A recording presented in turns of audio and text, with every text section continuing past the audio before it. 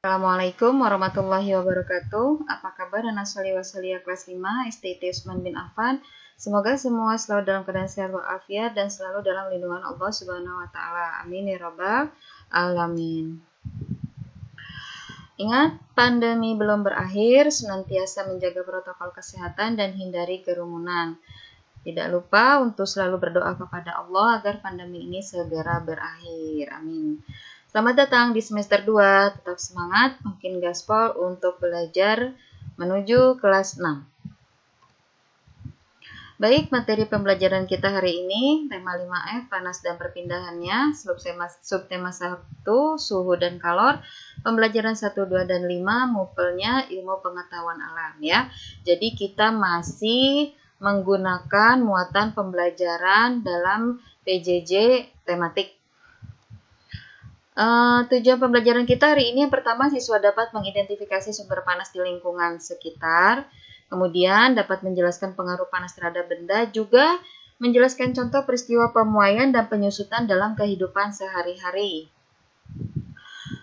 Ya, baik, yang pertama, mengidentifikasi sumber panas di lingkungan sekitar ya. Perhatikan ya gambar sebelah kiri dahulu. Nah, di situ ada gambar matahari. Ya, sebagaimana kita ketahui bersama bahwa matahari adalah energi panas yang tidak ada habisnya ya. Maksudnya tidak ada habisnya, akan terus Allah berikan sampai pada waktu yang telah dijanjikan.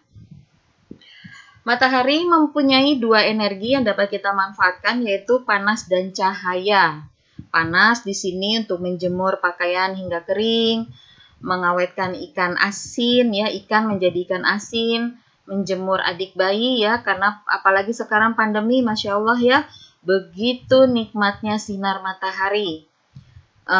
Kemudian cahayanya untuk menerangi bumi ya.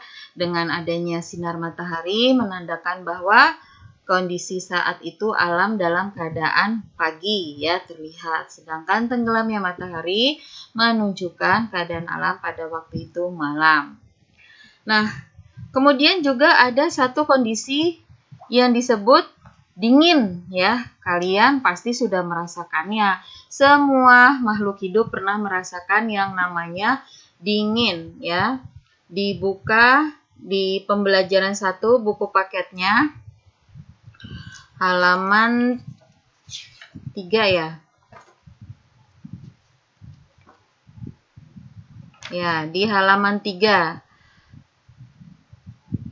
Di situ kalau kita merasakan kondisi yang dingin banget ya atau dingin sekali, maka ada beberapa hal yang bisa kita lakukan untuk terhindar dari kondisi yang sangat dingin. Misalnya menggunakan jaket tebal ya, atau minum teh hangat ya. Kemudian kalau di satu tempat misalnya dalam kondisi camping, maka yang kita lakukan adalah membuat api unggun. Ya. Nah, ini mengidentifikasi sumber panas di lingkungan sekitar. Kemudian tangan yang digosokkan juga termasuk ya sumber panas yang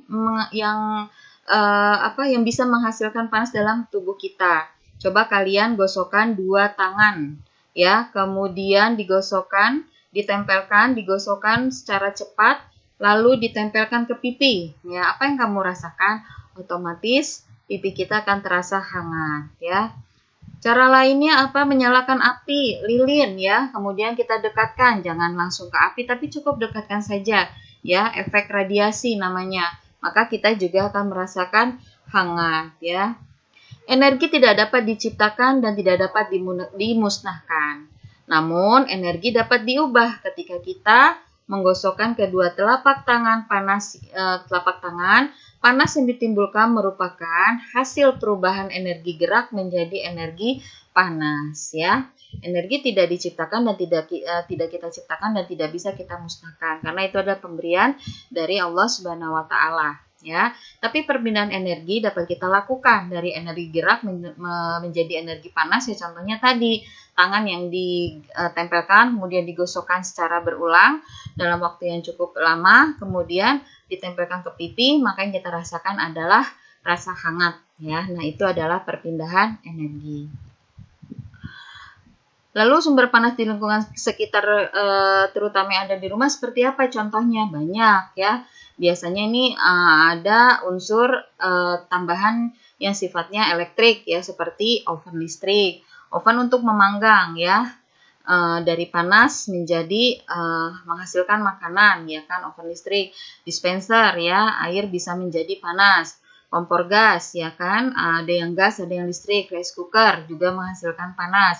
Hair dryer pengering rambut ya, atau apa itu satu lagi, alat catok ya, buat untuk meluruskan rambut dan sebagainya. Itu adalah sumber panas yang ada di lingkungan kita, yang ada di dalam rumah kita. Sebagian ada di dalam rumah kita.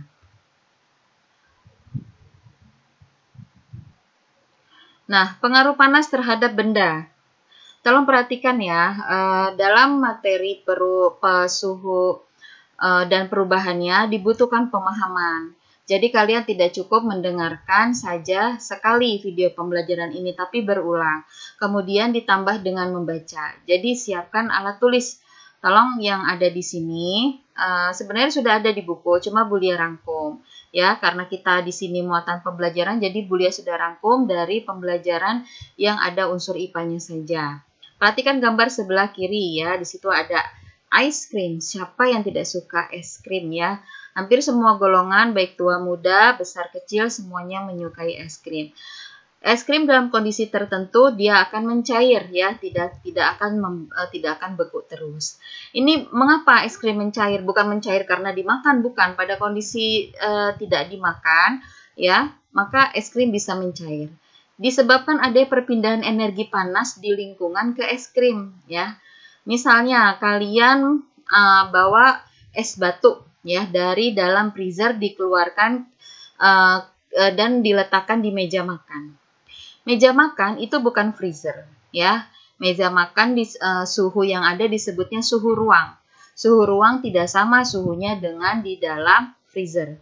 Maka yang ada, panas yang ada di lingkungan, maksudnya lingkungan itu di sekitar es tadi ya, es yang tadi kita ambil dari freezer. Nah, dia akan berpindah sehingga lama-kelamaan es yang kita letakkan di meja makan pada suhu ruang akan mencair. Ya, begitu juga es krim. Ya, akan mencair karena bukan pada tempatnya. Jadi panas di lingkungan akan merubah es krim menjadi cair.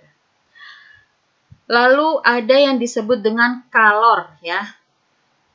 Mungkin sebagian kita sudah sering mendengar kalor, bukan kelor ya, kalor. Kalor adalah energi yang dipindahkan dari satu benda ke benda lainnya karena perbedaan suhu. Energi yang dipindahkan dari satu benda ke benda lain karena perbedaan suhu. Nah, sedangkan suhu adalah derajat panas atau dinginnya suatu benda. Ya, suhu itu derajat panas atau dingin suatu benda. Bisa sangat panas itu disebut suhunya berapa, atau sangat dingin juga dikatakan suhunya berapa. Nah, alat untuk pengukur suhu ini namanya termometer ya, dicatat ya. Jika suatu benda dipanaskan, maka suhu menjadi naik. Sebaliknya, jika benda didinginkan, maka suhunya menjadi turun.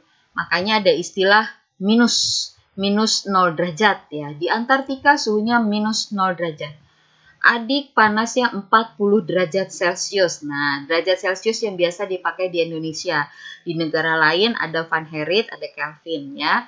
Nah, itu tambahan, boleh kalian catat. Energi panas sama dengan kalor. Nah, ini yang membedakannya, yaitu ada untuk kenaikan suhu dan perubahan wujud benda. Silakan dibuka halaman 8, buku paket ya.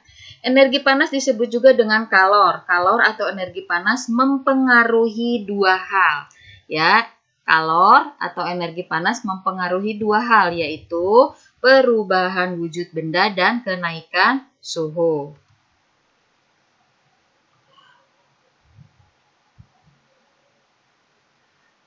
Kita ke perubahan suhu dulu ya. Perubahan suhu. Suhu tadi sudah disebutkan. Suhu adalah derajat panas atau dingin suatu benda.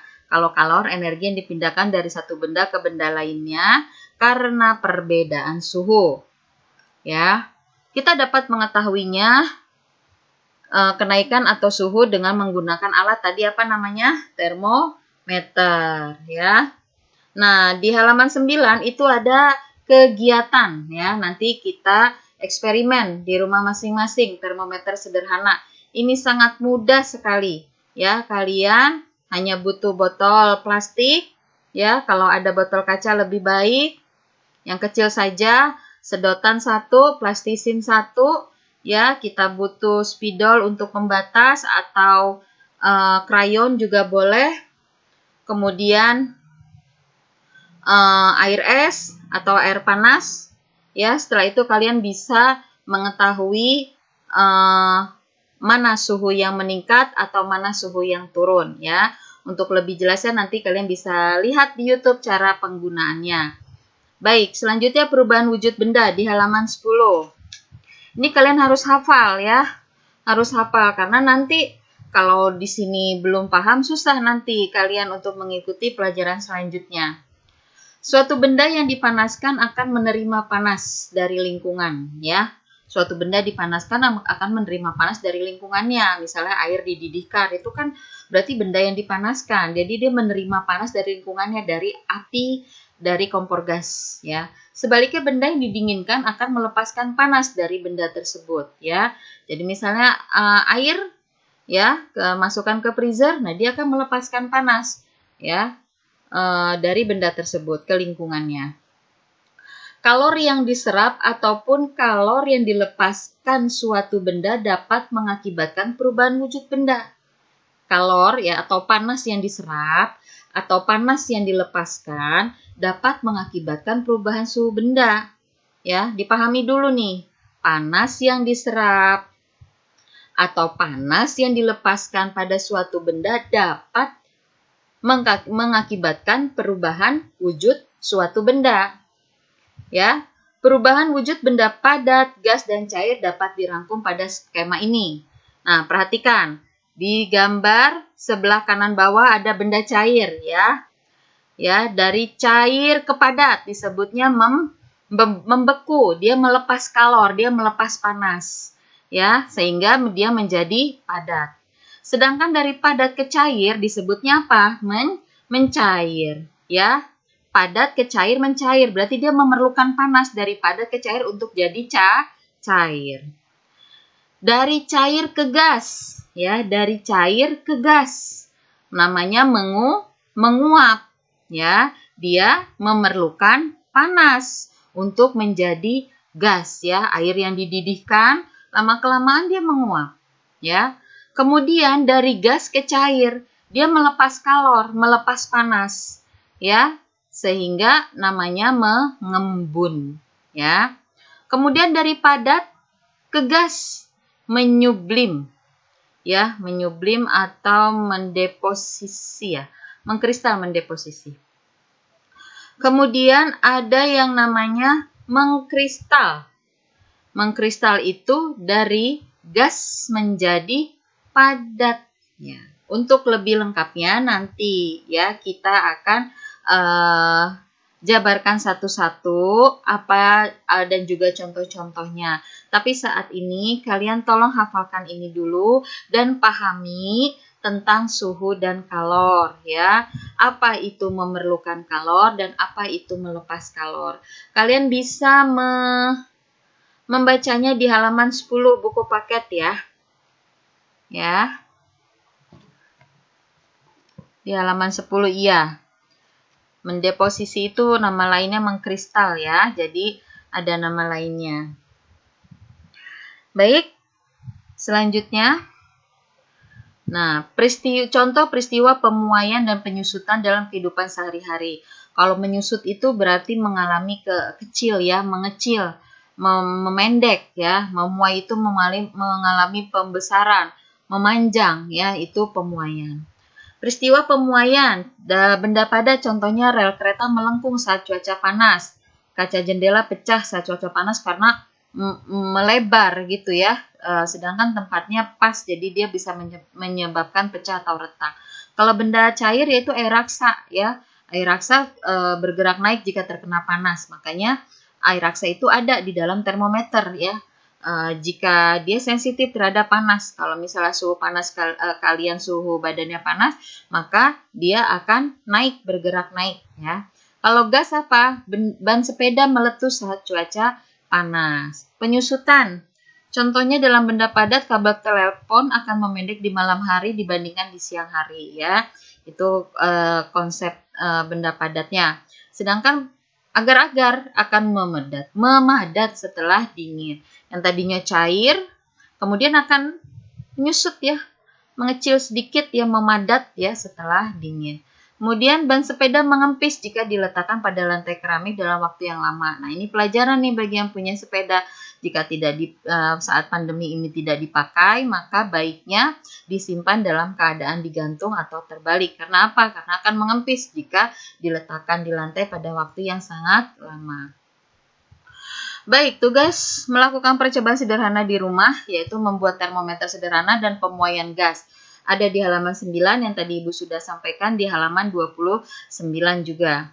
Semua tugas dikumpulkan dalam bentuk video, jadi kalian bikin tutorialnya ya. Di sini Ibu ingin membangkitkan keberanian kalian, kalimat kalian dalam menyampaikan suatu pesan. Nah, itu harus jelas suaranya, harus terdengar ya, tidak boleh bisik-bisik dan tidak boleh malu-malu ya, harus, karena ketika kalian menyampaikan video ini, jika nanti ada orang lain yang melihatnya, maka akan menjadi ilmu buat yang lain, maka harus disampaikan dengan benar. Dikumpulkan terakhir hari Ahad ya, hari Minggu, 24 Januari jam 2021 jam 5 sore. Jika tidak ada konfirmasi keterlambatan pengumpulan tugas, maka dianggap tidak mengumpulkan. Untuk lebih jelasnya, kalian bisa buka konten YouTube didampingi orang tua ya, untuk bagaimana sih membuat termometer sederhana dan pemuaian benda gas. Ini sangat mudah sekali dan biayanya sangat murah ya. Ibu sudah coba, jadi kalian bisa melakukannya. Lebih cepat, lebih baik, mau sekaligus boleh, mau satu-satu boleh. Tidak apa-apa. Ini tugas individu, dikerjakan mandiri, boleh dibantu sama orang tua. Oke guys, semoga Allah mudahkan. Selamat bereksperimen. Alhamdulillah, materi ini sudah selesai. Biasakan bertanya jika ada yang tidak dipahami, mencatat untuk materi yang tidak dijelaskan di buku paket, dan biasakan untuk mengulang-ulang materi. Ingat ya, sekarang kita harus banyak mencatat, karena banyak di antara kita yang kadang malas membuka YouTube kembali untuk belajar. Sampai berjumpa di pembelajaran selanjutnya. Barakallahu fiik, semoga bermanfaat. Assalamualaikum warahmatullahi wabarakatuh.